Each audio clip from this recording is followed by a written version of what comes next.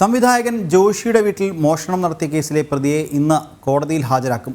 ബീഹാർ സ്വദേശിയായ മുഹമ്മദ് ഇർഫാനെ ഇന്നലെ കർണാടകയിലെ ഉടുപ്പിയിൽ നിന്നുമാണ് പിടികൂടിയത്. ഇന്ന് പുലർച്ചെയാണ് പ്രതിയെ കൊച്ചിയിൽ എത്തിച്ചത്.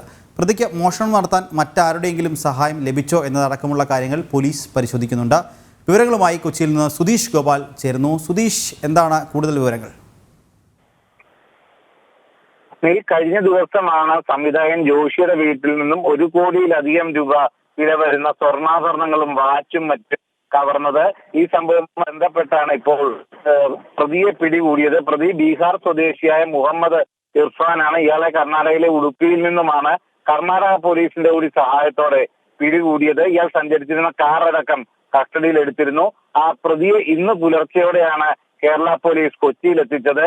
ഇനിയും കൂടുതൽ ചോദ്യം ചെയ്യൽ വേണം. കസ്റ്റഡി അപേക്ഷ അടക്കം നൽകിക്കൊണ്ട് പ്രതിയെ കസ്റ്റഡിയിൽ വാങ്ങാൻ ശ്രമിക്കുമെന്നും പോലീസ് വ്യക്തമാക്കുന്നുണ്ട്. എന്തുതന്നെയായാലും ഇയാൾ കവർന്ന ആഭരണങ്ങളെല്ലാം തന്നെ ഇയാളിന് കണ്ടെടുക്കാനും കഴിഞ്ഞതായാണ് പോലീസിൽ നിന്നും അറിയാൻ സാധിച്ചിട്ടുള്ളത്.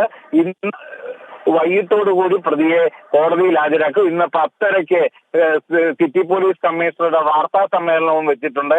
ഇതിൽ കൂടുതൽ വിവരങ്ങൾ ഇതുമായി ബന്ധപ്പെട്ട് ഇയാളെ പിടികൂടിയത്, ഇയാളുടെ മോഷണ രീതികളും എല്ലാം സംബന്ധിച്ച് കൂടുതൽ വിവരങ്ങൾ അറിയാൻ സാധിക്കും എന്നതാണ് നമുക്ക് ലഭിക്കുന്ന വിവരം. നിഖിൽ, എന്തായാലും സംവിധായകൻ ജോഷിയുടെ വീട്ടിൽ മോഷണം നടത്തിയ കേസിലെ പ്രതിയെ ഇന്ന് കോടതിയിൽ ഹാജരാക്കുന്നുണ്ട്. പ്രതിയെ കൊച്ചിയിൽ എത്തിച്ചിട്ടുണ്ട്. വിവരങ്ങൾ നൽകിയത് കൊച്ചിയിൽ നിന്നും സുധീഷ് ഗോപാലാണ്.